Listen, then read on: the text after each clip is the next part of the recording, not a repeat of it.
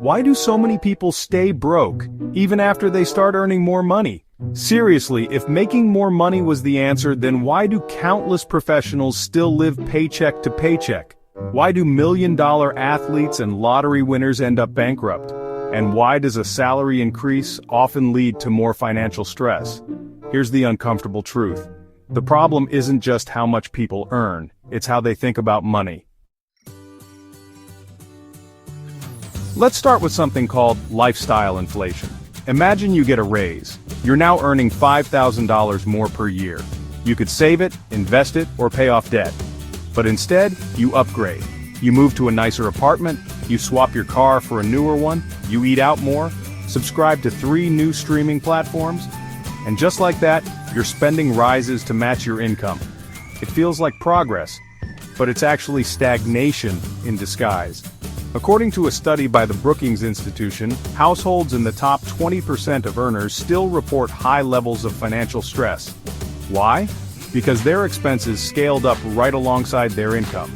As Morgan Housel put it in The Psychology of Money, spending money to show people how much money you have is the fastest way to have less money.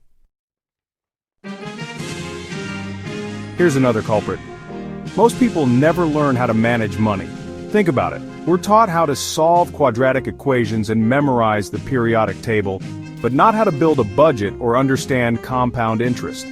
Financial literacy isn't part of most school curriculums, and unless you grew up in a household that talked openly and wisely about money, you're likely piecing things together through trial and error, or TikTok.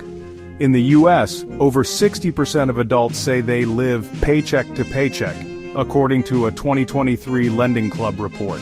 And many of them aren't low earners. In fact, some of the most financially vulnerable households are earning over $100,000 a year. Money, it turns out, doesn't fix bad money habits, it just gives them a bigger sandbox to play in. Let's talk about debt. Consumer debt in the US recently hit a record high of over $17 trillion. Credit card debt alone exceeds $1.1 trillion. Now, not all debt is bad. A mortgage can be a pathway to wealth. A student loan ideally should be an investment in future income, but here's the kicker. Much of today's debt is used to fund lifestyles, not leverage futures. Buy now, pay later, 0 interest for 6 months, minimum payments. It creates the illusion of affordability while slowly chaining people to monthly obligations that eat up their income. Picture someone earning $6,000 a month, but with $4,500 already committed to car loans, credit cards, subscriptions, and housing. That person is functionally broke even if their gross income looks good on paper. Why do we spend so much on things we don't need?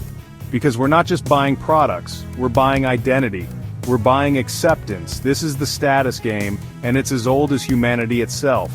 Drive a nicer car, wear a designer logo, live in a trendy zip code, and you signal success. In some ways, money has become the new social language. And in that language, modesty doesn't always translate. But the irony? The people who truly master their finances often live below their means, quietly building wealth while others perform prosperity. As Warren Buffett famously said, if you buy things you don't need, soon you'll have to sell things you do. Money isn't just math, it's emotion. Fear, shame, guilt, pride, insecurity, they all play a role. Someone might splurge not because they're reckless but because they're burned out, or because they're trying to cope, or because buying that thing gives them a fleeting sense of control. Behavioral economists call this emotional spending, and it's powerful. That's why the road to wealth isn't just paved with spreadsheets and apps. It often starts with self-awareness. Now let's be clear, this isn't just about individual choices. We live in a system where wages have stagnated for decades while the cost of living, especially housing and healthcare, has skyrocketed. Even the best financial habits struggle against structural headwinds. So, no, most people don't stay broke because they're lazy or irresponsible. They stay broke because the system wasn't designed for them to win easily. Still, personal finance is where personal power begins. So, what can you do? First, understand that wealth isn't just about income, it's about behavior. Second, recognize that true wealth is often invisible. It's not the flashy car, it's the paid-off mortgage. It's not the vacation photos, it's the emergency fund. It's not what people see, it's what gives you peace of mind. And finally, maybe the most important truth of all, if your spending rises every time your income does, you're not getting richer, you're just getting more expensive. Thanks for watching. This is Zero to Wealth. Stay curious, stay thoughtful, and remember, real freedom isn't about how much you make, it's about how much you keep. See you in the next one.